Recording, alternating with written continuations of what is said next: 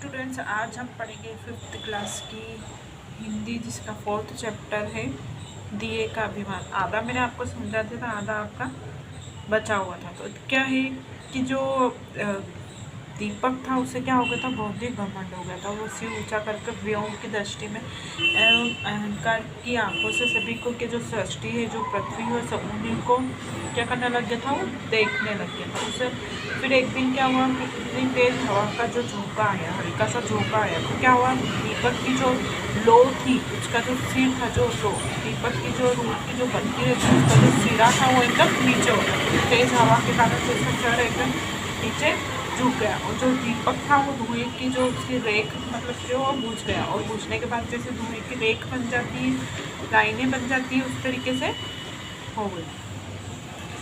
सोचो क्या आंधी तूफानों के भी सतत प्रयास बुझा करके रवि शशि नक्षत्रों का भी का है कभी प्रकाश। तो क्या बोल रहे हैं वो कि सोचो, जो आंधी तूफान जो चलते हैं और उनके जो सतत प्रयास मतलब जो लगातार प्रयासों के कारण जो आंधी तूफान चलते हैं, और जो जैसे सूरज और चंद्रमा है, जो उनके जो प्रकाश है, क्या उनको भी वो कर देते हैं, बुझा सकते हैं? तो नहीं, जो से बता रहे हैं इसके जो नक्षत्र है, जैसे कोई तारों का, और इन लोगों के जो वो है, उनका जो प्रकाश उन पे जो पड़ता है, वो उससे क्या बुझा सकते हैं? मिटा गया हल्का सा झोंका ही दीपक को एक और खींच गई उसकी मस्तक पर कलंक की रेखा। तो क्या बता रहे हैं कवि, कह रहे हैं कि जो तेज हवा चली थी, जो हल्का सा हवा का झोंका था, उस हवा के झोंके से दीपक की जो जो दीपक जल रहा था वो बुझ गया। उसके कारण जो उसकी जो रेख खिंच गई थी, उसके जो मस्तक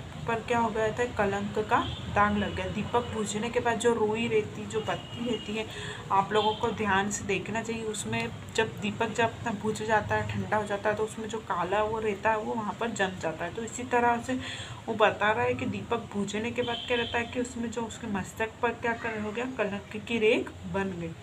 अहंकार का सदा जगत में होता दुष्परिणाम, करो बिना अभिमान तुम्हें जो करना हो वो काम। जो अहंकार है उसका क्या बता रहा है, वो अहंकार जो अज्ञान अहंकार है उसका जो जगत में क्या है, हमेशा उसका दुष्परिणाम होता है। आप अहंकार की उससे देखो, आपको जो घमंड है वो एक ना एक दिन क्या होता है, घमंड हमेशा एक ना एक दिन चूर होता ही, और उसका हमेशा हमें को दुष्परिणाम देखने को मिलता है।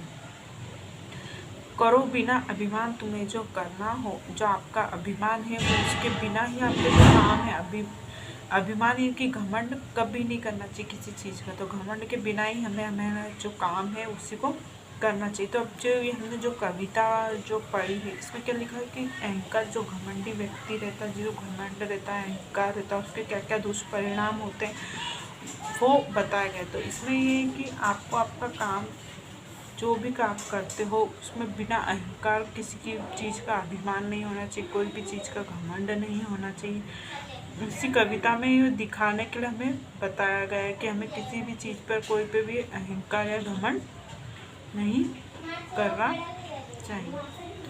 ठीक है, तो आज से आपकी ये पोएम यहीं पे ख़त्म हो गई है, और मैंने आपको समझा भी दी है, और आपको इसको पढ़ना है। Thank you.